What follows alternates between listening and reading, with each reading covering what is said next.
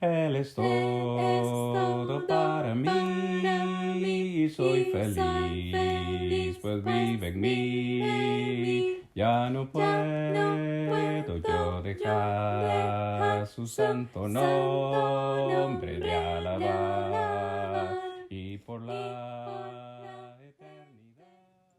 Ahora sí, mis hermanos, amigos, estamos listos para dar inicio. Como usted puede ver ya en la presentación, amados hermanos, vamos a terminar el capítulo 3.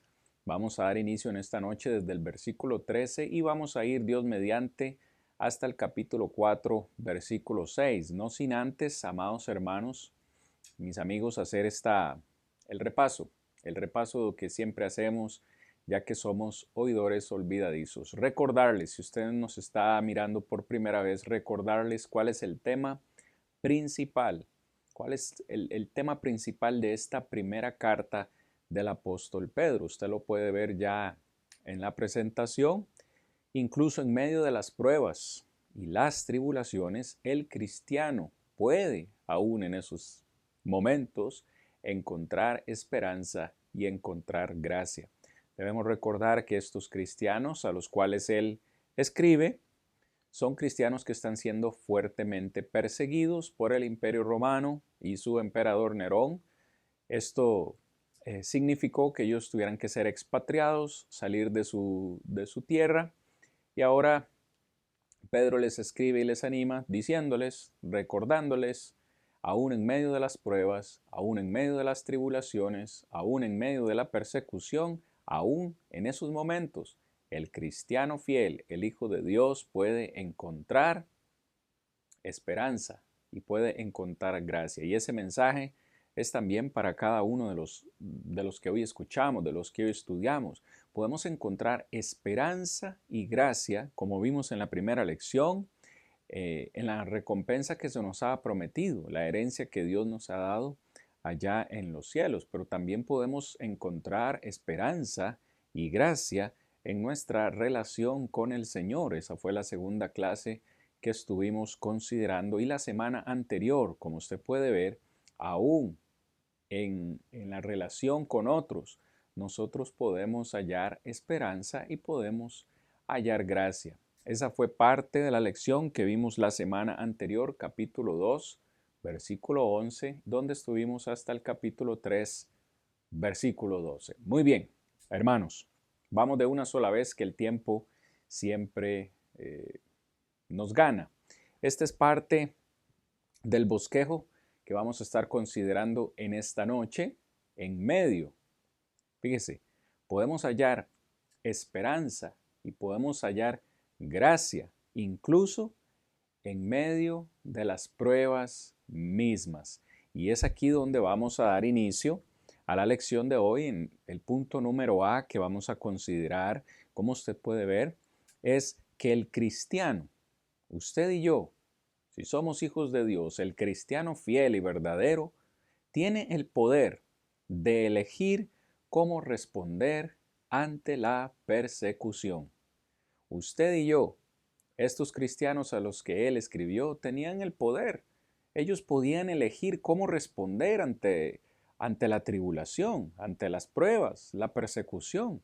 Hoy usted y yo tenemos el poder, tenemos la capacidad de decidir cómo vamos a comportarnos, cómo vamos a reaccionar en medio de las dificultades de la vida. Y esta sección va desde el versículo 13 hasta el versículo 17. En primer lugar, el cristiano debe tener la perspectiva correcta sobre el sufrimiento. Veamos versículos 13 y 14. Dice así la palabra de Dios, usted la tiene ahí en la presentación. ¿Y quién es aquel que os podrá hacer daño si vosotros seguís el bien? Verso 14. Mas también si alguna cosa padecéis por causa de la justicia, bienaventurados sois. Por tanto, no os amedrentéis por temor de ellos, ni os conturbéis. Palabra del Señor. Vea qué excelente la exhortación del apóstol Pedro. Les invita a ellos a tener una perspectiva correcta en cuanto al sufrimiento que ellos están teniendo. Si usted puede ver, hermano, permítame ponerlo de nuevo. La primera palabra del versículo 13, dice y. ¿Y quién es aquel que os podrá hacer daño si vosotros seguís el bien? La semana anterior, voy a regresarme un poco, hermanos, a manera de conclusión. En el versículo 12, usted lo tiene ya en la presentación, dice, los ojos del Señor están sobre los justos y sus oídos atentos a sus oraciones, pero el rostro del Señor está en contra de aquellos, fíjese bien, que hacen el mal. Cuando nosotros vemos en el versículo 13, ¿y quién es el que nos podrá hacer daño? Es interesante considerar, por supuesto, el versículo anterior. Nos acaba de decir que si nosotros practicamos la justicia, si somos hijos de Dios, sus ojos están sobre nosotros, es decir, el cuidado de Dios está a nuestro favor, sus oídos están atentos a nuestras oraciones. Si Dios, este es el punto de Pedro, si Dios está pendiente de nosotros y nos cuida, si sus oídos están atentos a nuestras oraciones, dice en el versículo 13, ¿quién es el que nos podrá hacer daño? Pero vea la característica o vea el requisito al final del versículo 13, si vosotros seguís el bien. ¿Será que estos cristianos, contexto inmediato, estaban siendo perseguidos por el Imperio Romano? Muchos de ellos llegaron a la cárcel, muchos de ellos incluso perdieron su vida. ¿Cómo es que el apóstol Pedro dice, ¿quién es el que os podrá hacer daño? ¿Será que ellos no iban a sufrir? ¿Será que ellos no iban a llorar? ¿No iban incluso a morir? Claro que sí. Históricamente sabemos que muchos llegaron a la muerte. Entonces, ¿qué es lo que pretende decirles el apóstol Pedro? Bueno, el apóstol Pedro, hermanos, amigos, hace referencia casi que con otras palabras aquello que el Señor Jesús dijo en una ocasión, no temáis a los que matan el cuerpo, que después de esto nada pueden hacer. Temed, más bien a aquel que tiene el poder de matar el cuerpo y destruir el alma en el infierno. Entonces, ¿cuál es el punto de Pedro? Pedro les está diciendo a ellos que ellos iban a sufrir en la tierra, les afirma ese concepto. Ustedes van a sufrir, incluso van a padecer en el cuerpo, pero espiritualmente hablando y eternalmente hablando, no hay nadie que les pueda hacer mal. Si nosotros seguimos la justicia, como dice el versículo 13, si seguimos el bien, si continuamos practicando el bien, los ojos de Dios están sobre nosotros, sus oídos están atentos a nuestras oraciones y por tanto Él salvará nuestra alma. La gente puede matarnos, la gente puede perseguirnos, puede destruirnos, puede hacernos cualquier clase de mal, pero nuestra alma permanecerá intacta. Nuestra alma en la eternidad. No hay nadie que le pueda hacer daño. Y ese es el punto de Pedro, ese es el punto para nosotros. Fíjese, versículo 14. Mas si alguna cosa padecéis, si nota como Pedro no intenta tapar el sol con un dedo. Él les dice, van a padecer, pero si ustedes padecen por causa de la justicia, es decir, si ustedes sufren o son perseguidos por hacer el bien, por seguir o practicar la justicia de Dios, bienaventurados sois.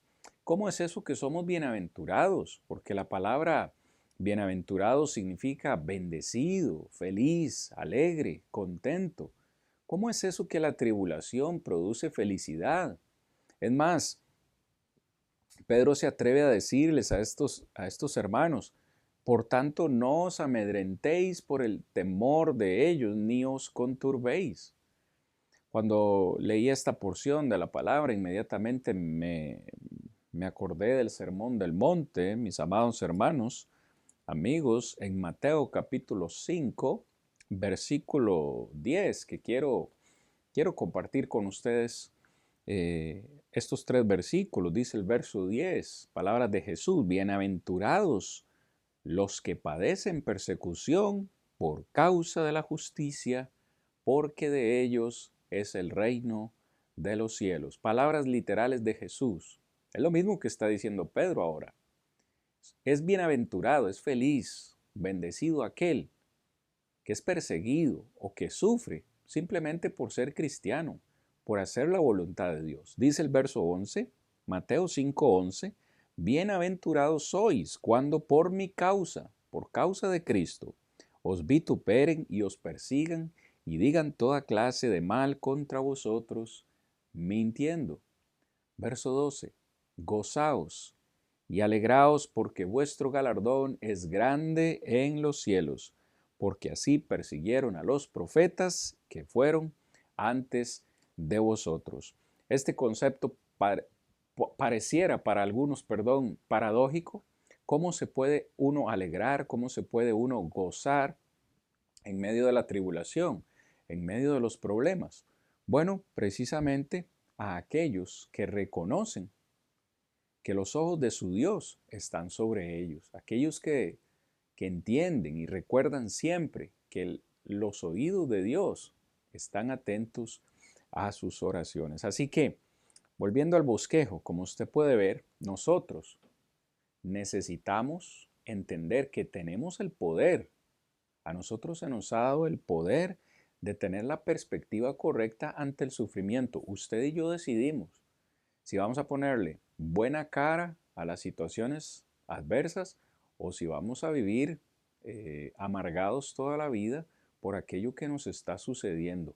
Pedro les dice, de nuevo mire el verso 15, por tanto, no os amedrentéis por temor de ellos, no le tengan temor a las pruebas, a la persecución del imperio, ni se conturben, es decir, no se agobien, no se entristezcan, continúen adelante. La segunda parte, versículos 15 y 16, ahora vamos a ver que el cristiano necesita tener las prioridades correctas con respecto al sufrimiento. No solamente tenemos el poder de decidir qué perspectiva vamos a tener, cómo vamos a reaccionar, sino que también debemos establecer prioridades correctas con respecto al sufrimiento. Por favor, lea conmigo versículo 15 y versículo 16. Dice, en medio, por favor, hermanos, amigos, no perdamos de vista el contexto. En medio de la persecución, en medio de la tribulación, dice el verso 15, santificad a Dios el Señor en vuestros corazones y estad siempre preparados para presentar defensa con mansedumbre y reverencia ante todo aquel que os demande razón de la esperanza que hay en vosotros. Verso 16, teniendo buena conciencia, para que en lo que murmuran de vosotros como de malhechores sean avergonzados los que calumnian vuestra buena conducta en Cristo. Muy bien, fíjese, ¿cuáles son las prioridades? ¿Cuáles deberían ser nuestras prioridades en medio de la tribulación, de los problemas y las aflicciones? Pedro dice, verso 15, en primer lugar, santificad a Dios, el Señor, en vuestros corazones. ¿Qué es lo que quiere decir Pedro? ¿Qué es lo que significa la palabra santificar? Santificar es un término que significa poner aparte o apartar, ¿no? Ese es el concepto o la definición de santificar. En este caso, aplicándolo al contexto inmediato, entonces Pedro dice, pongan aparte al Señor. ¿A dónde? En sus corazones. En otras palabras, Pedro nos está diciendo, hagan que el Señor su Dios tenga el trono en cada uno de sus corazones. Mis amados, necesitamos poner a Dios, que Dios tenga su trono en nuestro corazón. Es decir, que Él es el dueño y el Señor de nuestra vida, el dueño y Señor de nuestro corazón. ¿En qué momento, hermanos? Pues todo momento, en todo momento el Señor debe ocupar ese lugar. No debe haber espacio en nuestro corazón para nada más que nuestro Dios. ¿Qué va a producir esto? ¿Qué va a producir? Si Dios está en su corazón, si el trono de Dios está en tu corazón, ¿qué va a producir eso? Va a producir gozo, va a producir paz, va a producir esperanza. ¿Necesitamos estos tres ingredientes en medio de las pruebas? Claro que sí. ¿Por qué es que algunos salen adelante en las pruebas y otros no? ¿Por qué es que algunos sonríen en medio de las pruebas y otros no? La diferencia está en tener a Dios en nuestro corazón. Si tenemos al Señor en nuestro corazón, tendremos gozo, tendremos paz, tendremos esperanza. Así que las aflicciones de la vida no nos van a entristecer porque el Señor está con nosotros. Esa es la primera prioridad, hacer o tener al Señor en nuestra vida. Pero la segunda, dice Pedro en el versículo 15, ustedes tienen que estar siempre preparados para presentar defensa, dice, con mansedumbre y reverencia ante todo aquel que demande razón de la esperanza que hay en vosotros. Usted y yo, usted que me escucha, este servidor que le habla, necesitamos estar todos los días, en todo momento, vea la palabra siempre, debemos estar preparados siempre. ¿Para qué? Dice, para presentar defensa. Literalmente, del griego, eh, eh, la palabra apología, que es defender, ¿no? Probar, responder, probar, responder, estar siempre listos. Cuando alguien nos pregunte, dice el texto, cuando alguien demande razón, cuando alguien nos diga, ¿cuál es la razón? ¿Por qué usted siempre está feliz si está sufriendo? ¿Por qué usted siempre tiene una buena cara en medio de tanta dificultad que usted tiene? Debemos presentar ante ellos pruebas, razones del por qué. Dice, de la esperanza que hay en vosotros. Fíjese cómo Pedro eh, intuye que el cristiano tiene esperanza. No puede existir un cristiano sin esperanza. Es una esperanza que está en nosotros y cuando alguien venga y nos pregunte, ¿por qué usted cree esto? ¿Por qué usted sigue esto? ¿Por qué a pesar de las cosas usted mantiene esta actitud? Etcétera, etcétera.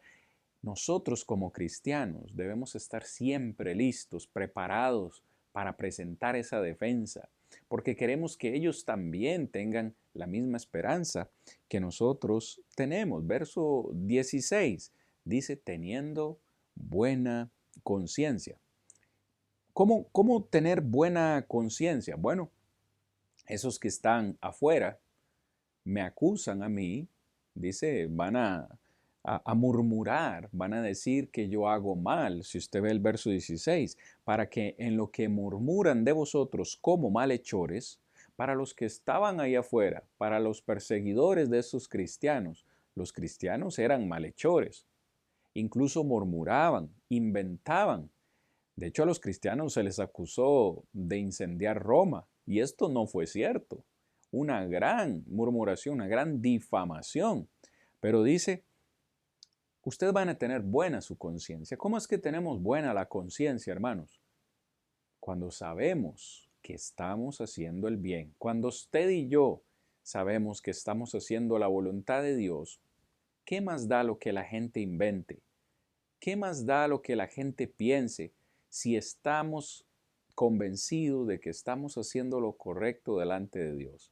Dice, si así es, mira el texto, ellos, dice, ellos serán avergonzados por vuestra buena conducta en Cristo Jesús. Yo lo he estado diciendo desde que iniciamos la clase de Primera de Pedro. No sé cuántas ocasiones, ya hasta perdí la cuenta, en cuántas ocasiones Pedro hace referencia a conducirnos bien, a practicar la justicia, a portarnos bien, a hacer la voluntad de Dios. Ahora aquí está diciendo nuestra buena conducta en Cristo. Es decir, el Señor espera de nosotros, sus hijos, que sigamos el bien, que tengamos una buena conducta delante de los incrédulos, porque al final podría ser que ellos lleguen a convertirse, que ellos lleguen a obedecer por nuestra buena conducta. En el contexto anterior, de la clase anterior, perdón, en el capítulo 3, Pedro le hablaba a las mujeres y hablaba de la importancia de la buena conducta de la mujer. Y dice que sus maridos incrédulos incluso pueden llegar a conocer, pueden llegar a obedecer por la conducta de ellas en Cristo Jesús. Ahora se nos habla de una manera general. Ellos serán avergonzados, los que nos difaman, los que inventan cosas de nosotros, solo por ser cristianos. Al final serán avergonzados. Puede que al final lleguen al conocimiento de la verdad por nuestra buena conducta. Y esto lo digo porque sé que hoy en día existen algunas personas que piensan equivocadamente que no importa lo que usted haga, usted siempre será salvo, que no importa realmente usted cómo se comporte. Hermanos, amigos, estamos llamados a ser luz, a ser la sal de la tierra, en otras palabras, a ser diferente. Usted lo va a notar en los primeros 6 versículos del capítulo 4 que veremos a continuación, donde se espera que el cristiano sea diferente. Pero bien, necesitamos avanzar. Vea ahora versículos 17, ahora versículos 17 al 22, vamos a estar, hermanos, hablando acerca de que el cristiano debe tener el propósito correcto ante el sufrimiento. ¿Cuál es el propósito correcto ante el sufrimiento? Veamos qué nos dice el apóstol en estos últimos versículos del capítulo 3. Muy bien, espero que los tengamos ahí ya listos, hermanos. Verso 17. Porque es mejor que padezcáis. Vea usted, hermanos, es mejor que padezcáis haciendo el bien. Una vez más, hermanos, sí ve que a mí me encantan estas palabras de Pedro porque me recuerdan a mí como cristiano que mi propósito principal en mi vida cristiana es hacer la voluntad de Dios. Dice, es mejor que ustedes, les dice a ellos, padezcan, sufran, sean atribulados, sean perseguidos, mientras ustedes están haciendo el bien, si la voluntad de Dios así lo quiere. En ocasiones vamos a sufrir, vamos a llorar, vamos a tener problemas, porque es la voluntad de nuestro Dios. Si así es, si estamos sufriendo por la voluntad de Dios, dice el texto en el verso 16, es mejor. ¿Por qué es mejor? ¿Por qué es mejor sufrir por la voluntad de Dios? Dice al final del verso 17 que haciendo el mal. ¿Por qué es mejor sufrir por el bien que por el mal? En una sola palabra se lo resumo, por la recompensa. Cuando nosotros sufrimos por hacer el bien, la recompensa de Dios es grande e inexplicable. Pero si usted y yo estamos sufriendo porque hicimos algo indebido, no nos va a esperar una recompensa, nos va a esperar un castigo de parte del Señor. Es por eso que es mejor sufrir por el bien. Verso 18. Ahora nos va a hablar acerca del ejemplo más grande que nosotros tenemos. Dice, ¿por qué deberíamos sentirnos gozosos o por qué nuestra recompensa es mejor si sufrimos haciendo el bien? Porque Cristo también padeció, verso 18, una sola vez por los pecados. Cristo también padeció una sola vez por los pecados. ¿Cuáles pecados? ¿Los pecados de quién? ¿Sus propios pecados? Obviamente no. Sabemos que nunca pecó. Se está refiriendo por los pecados de la humanidad. Dice el texto, el justo padeció por los injustos. Oh, ¿cuál fue el propósito? Dice, para llevarnos a Dios. Es decir, ¿sufrió Cristo justa o injustamente? Por supuesto que Jesús, nuestro Salvador, sufrió injustamente. Él padeció injustamente con el propósito de llevarnos a Dios, siendo a la verdad muerto en la carne, dice Pedro. Él lo vio muerto en la cruz, pero dice el texto, vivificado en espíritu. Es decir, cuando nosotros nos veamos tentados a preguntarnos, ¿por qué estoy sufriendo? Yo no merezco sufrir por esto. ¿Por qué el Señor me está permitiendo sufrir por esto? ¿Por qué el Señor pareciera que todas las pruebas difíciles me las envía a mí? Cuando nos preguntemos eso, acordémonos también que Cristo no merecía sufrir, para nada. Fue santo, puro, justo, inocente, pero aún así Dios le permitió a Cristo padecer injustamente para que usted y yo pudiésemos tener esta bendición. ¿Será que el Señor tiene un propósito para permitirnos pasar por esta situación difícil? Definitivamente sí. Hay un propósito. Detrás de cada sufrimiento nuestro hay un propósito. En el momento quizá no lo entendemos, no lo vemos, pero luego sí. El Señor quería enseñarnos algo. Quería hacernos cristianos más fuertes o quería moldearnos a su forma. Quería prepararnos para luego nosotros poder animar a otros cuando ellos pasen la misma situación que nosotros pasamos. En fin, siempre hay un propósito correcto detrás de cada sufrimiento. Dice Pedro al final del versículo 18 que Cristo fue muerto en carne, pero fue resucitado o vivificado en espíritu. Esta última sección, verso 19 al 22, va a ser un poco compleja y voy a tratar de explicarla de una manera sencilla porque quienes han torcido este texto, verso 19, en el cual Jesús, en espíritu, también fue y predicó a los espíritus encarcelados, verso 20, los que en otro tiempo desobedecieron cuando una vez esperaba la paciencia de Dios en los días de Noé, mientras se preparaba el arca en la cual pocas personas, es decir, 8, fueron salvadas por el agua. Voy a detenerme acá, versículo 19 y versículo 20. Algunos han erróneamente interpretado este texto y han dicho que Jesús cuando murió, Él fue al Hades y fue al Hades y predicó ahí a esos espíritus que según ellos están encarcelados. Déjeme decirle que esta interpretación es incorrecta, fuera de toda lógica, por muchas razones. La primera de ellas es porque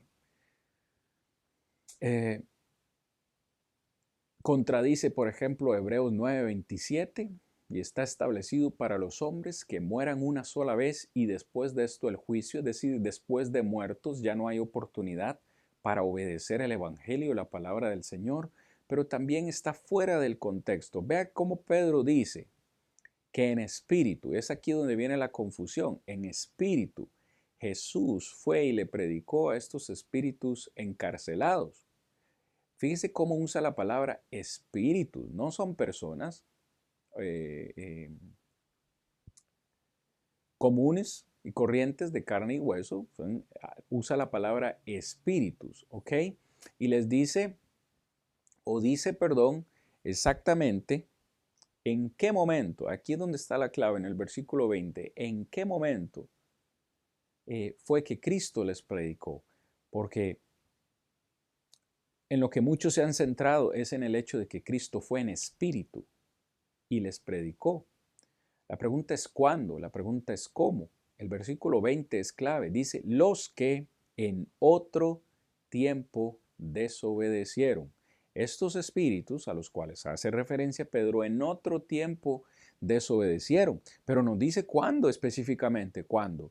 Cuando una vez esperaba la paciencia de Dios en los días de Noé mientras se preparaba el arca.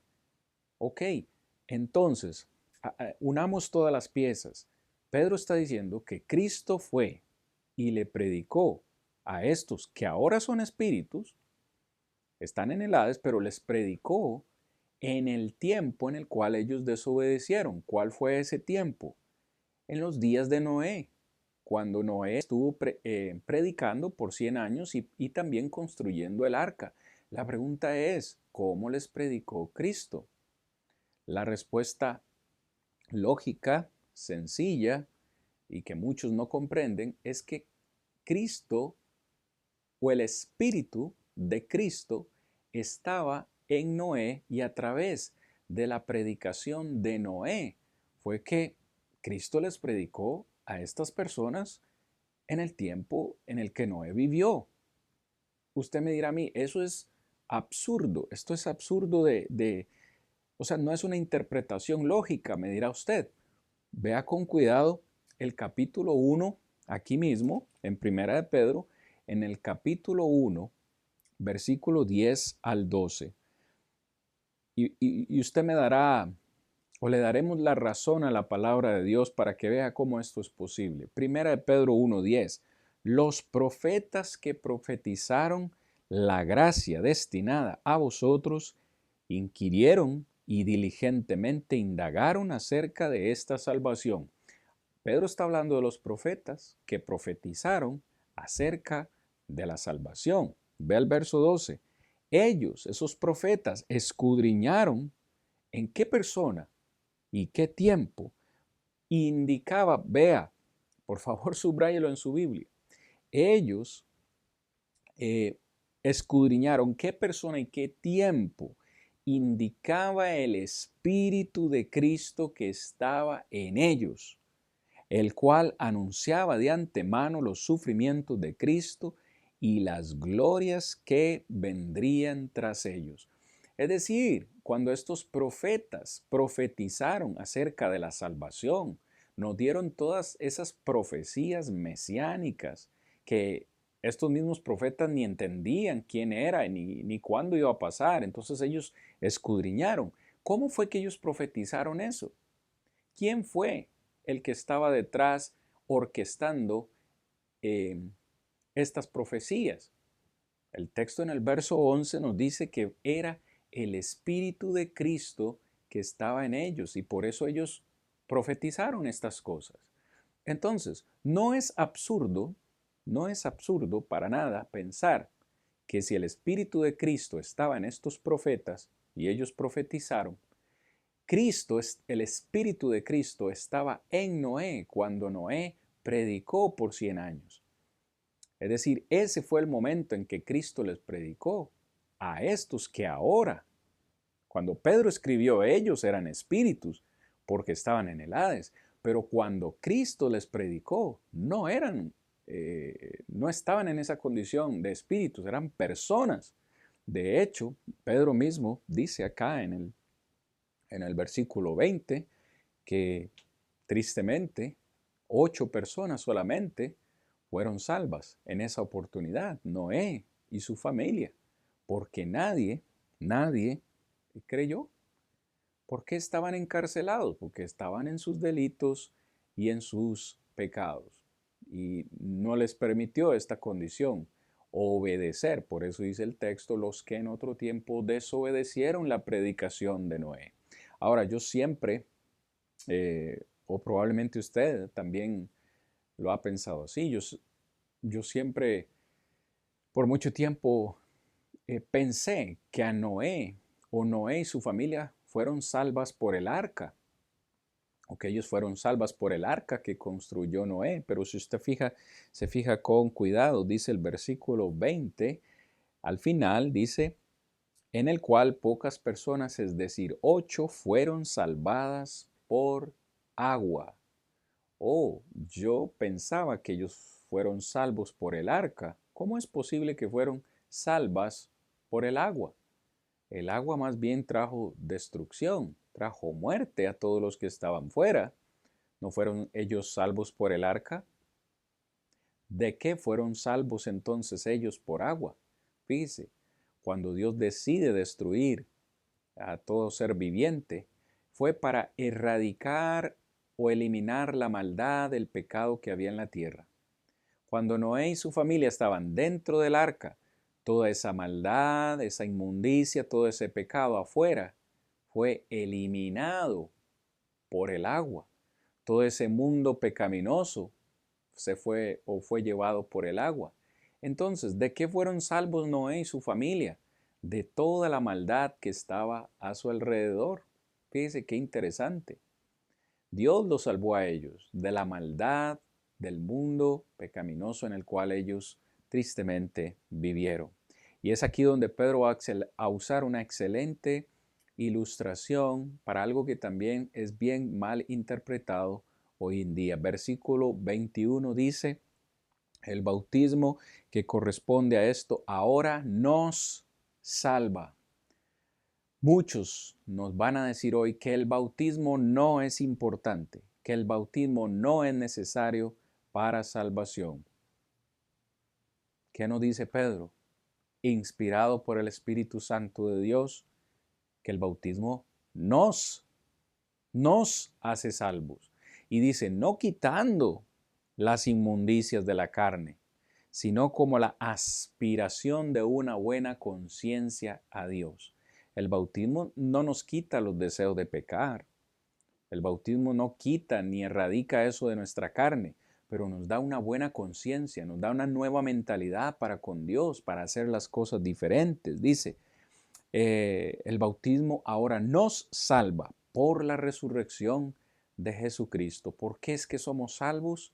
Por la resurrección de nuestro Señor Jesucristo. Es en el bautismo donde emulamos la muerte, la sepultura y la resurrección de Cristo Jesús cuando salimos de las aguas del bautismo. Mis amados, contrario a lo que muchos piensan, el bautismo tiene poder para salvar nuestras almas. Verso 22 sigue hablando de Cristo y dice, ¿quién, ahora que ha resucitado, ha subido al cielo y está a la diestra de Dios, y a Él, a Cristo Jesús, están sujetos los ángeles, las autoridades y las potestades? Una gran, excelente forma de terminar este capítulo y esta sección, porque estamos hablando de sufrimiento. Fíjese, permítame regresarme. Estamos hablando de sufrimiento y estamos hablando de tener el propósito correcto. Y Pedro usa el ejemplo de Cristo y nos dice, Cristo sufrió injustamente, pero Dios no lo dejó en el Hades. Dice el libro de los Hechos en el capítulo 2, verso 26, si no me equivoco, que su alma no fue dejada en el Hades. Al tercer día resucitó y ahora mismo está sentado a la diestra de Dios. ¿Cuál es el mensaje para nosotros? Si nosotros también sufrimos injustamente como Cristo, aunque muramos, el Señor ha prometido resucitarnos y estar algún día en el mismo lugar donde se encuentra nuestro Señor y Salvador, Cristo Jesús. Es por eso que Pedro dice, es mejor, es mucho mejor padecer haciendo el bien que haciendo el mal. Y espero que esta sección, hermanos, nos anime en gran manera. Vamos a pasar al capítulo 4, vamos a estar en esos primeros 6 versículos, mis amados hermanos. Permítame de nuevo, ahí tenemos el punto B, donde vamos a estar hablando ahora en estos primeros 6 versículos acerca de que el cristiano tiene también poder de cómo responder ante el pecado. No solamente cómo responder ante la persecución, sino ante el pecado. El primer punto que vamos a considerar aquí, hermanos, es darnos cuenta de cómo Cristo sufrió. Cuando nos demos cuenta de cómo Cristo sufrió, eso debería cambiar nuestra visión del pecado. Y en segundo lugar, versículos 4 al 6, vamos a ver cómo cambiar nuestra visión del pecado, cambiará nuestra visión hacia nuestros perseguidores. Vamos de una sola vez, hermanitos, amigos, al texto. Como siempre, permítame avanzar un poquito acá en esta sección. Muy bien, ahí la tenemos, hermanos, la palabra del Señor. Ahora, dice el versículo 1, puesto, esto ya lo habló al final del capítulo anterior, puesto que Cristo ha padecido por nosotros en la carne, es decir, como humano, vosotros también armaos del mismo pensamiento, pues quien ha padecido en la carne terminó con el pecado. Si ve, usa el ejemplo de Cristo en el capítulo anterior, al final del capítulo 3, y ahora nos dice, si Cristo padeció por nosotros en esa condición humana, pues nosotros también debemos armarnos del mismo pensamiento. Perdón, mis hermanos, o sea, es contraproducente y es absurdo que un cristiano se pregunte por qué está sufriendo. Es decir, no debe extrañarnos a nosotros que estamos sufriendo, porque Cristo también padeció. Y Él padeció en la carne, dice con un propósito, para terminar con el pecado. ¿Quiere decir esto que ya nosotros no pecamos? ¿Quiere decir que el pecado ya no existe? No, no, no. Para terminar con el poder del pecado. Es decir, que si ahora nosotros estamos en Cristo, el pecado no se enseñorea de nosotros. El pecado no tiene poder sobre nosotros. Es decir, ¿cómo debe un cristiano, permítame de nuevo devolverme al bosquejo, darnos cuenta cómo Cristo padeció por nosotros? Va a cambiar nuestra visión con respecto al pecado. Debemos entender que Cristo murió, sufrió y murió por eliminar el pecado. ¿Cómo puedo yo seguir practicando el pecado? ¿Verdad que no tiene sentido, amados hermanos? Ve al verso 2. ¿Para qué Cristo terminó con el pecado? Para no vivir el tiempo que resta en la carne conforme a las concupiscencias de los hombres, sino conforme a la voluntad de Dios. El tiempo que nos resta en este cuerpo humano, dice Pedro, el tiempo que nos queda aquí en la carne, no podemos malgastar ese tiempo viviendo en las concupiscencias de los hombres, esas cosas que a la humanidad, que a este mundo moderno le parecen bien, todas esas cosas pecaminosas. Ya nosotros no podemos vivir gobernados por ellas, sino, dice el texto, debemos vivir el tiempo que nos resta en este cuerpo conforme a la voluntad de Dios. De nuevo, con mucho amor y mucho respeto lo digo, para todos aquellos, si usted me está escuchando y usted cree que usted es salvo, siempre salvo, y que no importa lo que usted haga, no importa cómo usted viva, el Señor siempre lo va a salvar. Déjeme decirle que Primera de Pedro 4:2 nos dice todo lo contrario. Necesitamos vivir conforme a la voluntad de Dios, para agradarle a Él, no conforme a las concupiscencias de los hombres. No puede usted ser salvo, no puedo yo ser salvo si estoy practicando las cosas pecaminosas que el mundo hace.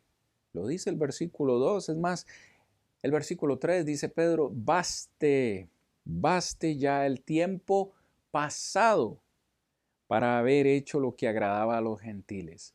Baste ya el tiempo. Esta es una advertencia para cristianos, es decir, que hay un peligro para el cristiano de volver a caer en esta situación. No crea que porque usted ya es cristiano está exento de esto. Recuerden el versículo anterior, no quitando las inmundicias de la carne. El bautismo no nos quita el deseo de pecar. Vamos a seguir siendo tentados a pecar, pero debemos autocontrolarnos. Debemos controlar esos deseos. Dice Pedro, baste ya el tiempo pasado en el cual vivíamos para agradar a los gentiles. ¿Qué era lo que hacíamos o qué era lo que hacían? Andando en lascivias, en concupiscencias, embriagueces, orgías, disipación y abominables idolatrías. Estos últimos 4 conceptos a los cuales Pedro hace referencia, embriagueces, orgías, disipación y abominables idolatrías, todas ellas tienen que ver con bebidas alcohólicas, con embriaguez, con tomar, con orgías, aspectos de inmoralidad sexual, como también lo dice en esos 2 primeros conceptos, esas lascivias y concupiscencias. Hermanos, toda clase de cosas que desagradan a Dios, pero para aquellos incluso que piensan que tomar no es malo, que beber no es malo, que embriagarse no es malo. Estos últimos 4 conceptos no tenemos tiempo para desarrollarlo, pero son conceptos que cuando nosotros vamos al griego están relacionados con bebidas embriagantes. Estas fiestas que armaban estos gentiles, donde se embriagaban, tomaban licor, eran fiestas donde habían orgías, donde habían inmoralidad sexual y bebidas. Era algo que ellos probablemente en otro tiempo, como antes de ser cristianos, practicaban. Pero ahora Pedro les dice, ustedes son hijos de Dios, son cristianos. El Señor ha borrado ese pasado, pero en su presente baste ya el tiempo para seguir practicando esas cosas. Ya no podemos practicar de eso. Verso 4.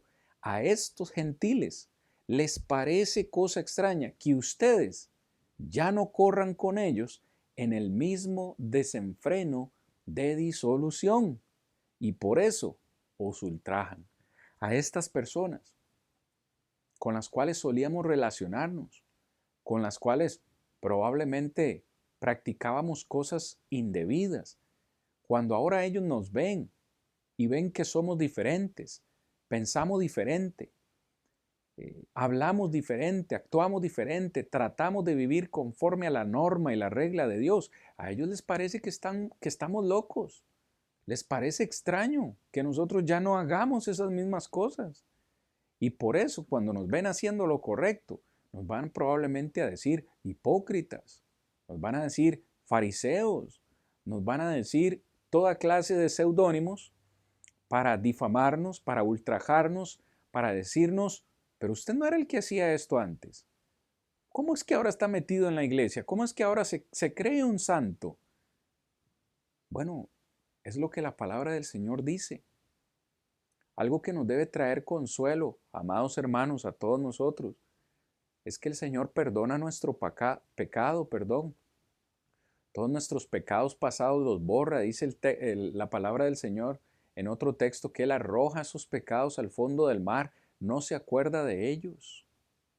Y gracias a su misericordia, nosotros podemos continuar adelante. Gloria sea a Dios que perdona nuestros pecados. Pero la gente va a estar ahí recordándonos lo que hicimos en el pasado. Pero ese no debe ser nuestro punto de enfoque. Fíjese cómo estamos diciendo. Ahora, versículo 4 al 6, cambiará nuestra visión a nuestros perseguidores. Cambiar nuestra visión acerca del pecado va a cambiar nuestra visión de nuestros perseguidores. ¿Por qué? Verso 5. Ellos darán cuenta al que está preparado para juzgar a los vivos y a los muertos. Verso 6. Porque por esto también ha sido predicado el evangelio a los muertos, para que sean juzgados en carne, según los hombres, pero vivan en espíritu, según Dios. ¿Cuál es el punto final de Pedro en esta última sección? Todos vamos a dar cuentas a Dios, mis amados. Pedro dice, ellos, refiriéndose a los gentiles, darán cuenta de Dios de las cosas que están haciendo, de las cosas que están practicando. Dice, me encanta esta expresión, al que está preparado para juzgar a los vivos y a los muertos. El Señor está listo para juzgarnos. El juicio del Señor será un juicio justo, en el cual cada uno recibirá conforme a sus obras. Tanto los que hacen maldad como los que hacen el bien van a ser juzgados. Unos recibirán una recompensa, otros recibirán un castigo, Pero, ¿a qué nos invita Pedro? A reconocer que vamos a ser juzgados. Entonces, eso nos lleva de cierta forma a reconocer, bueno, debo tener un enfoque correcto. Si yo sé que el Señor me va a juzgar de una manera justa, pues me voy a enfocar en hacer lo correcto para recibir mi recompensa. Verso 6, porque para esto también fue predicado el Evangelio a los muertos. Yo pensaba que el Evangelio se le predicaba a los vivos. ¿Cómo es esto que el Evangelio se le ha predicado a los muertos? De nuevo, algunos hacen referencia, este texto lo unen con el anterior que expliqué para decir que Cristo fue y le predicó a los espíritus en el Hades, pero esto es fuera de contexto. Obviamente Pedro está haciendo referencia a los que una vez estuvieron vivos, pero ahora están muertos. A ellos se les predicó el Evangelio. Ahora están muertos, pero dice, se nos predica el Evangelio para que en vida, cuando obedecemos ese Evangelio, humanamente hablando, quienes nos juzgan son los hombres. Cuando estamos aquí en la tierra, obedecemos el Evangelio y tratamos de vivir conforme al mandato de Dios, los hombres nos van a juzgar y nos van a calumniar, nos van a difamar. Pero ¿qué importa eso si, como dice al final del texto, una vez que muramos vamos a vivir en espíritu, no según los hombres, sino según Dios? Mis amados, el que cree en mí, dijo Cristo, aunque esté muerto, vivirá. No temáis a los que matan el cuerpo, que después de esto nada más pueden hacer. Temed a Dios, al Señor, el que tiene poder de destruir el cuerpo y el alma, echarla en el infierno. Así que en esta última sección que hemos considerado, en esta noche podemos tener o encontrar esperanza y gracia en medio de las pruebas mismas. Aquí tiene usted el bosquejo final del cual hemos estudiado en esta última sección. Agradezco a todos su atención, su tiempo para estudiar conmigo esta porción. Dios mediante, nos vemos la próxima semana para terminar la primera carta de Pedro. Si usted tiene alguna pregunta, alguna consulta, siéntase en libertad de hacernos esa pregunta en la parte de los comentarios y con mucho gusto le daremos respuesta. Sin más, la paz de Cristo sea siempre con ustedes. Nos vemos la próxima semana.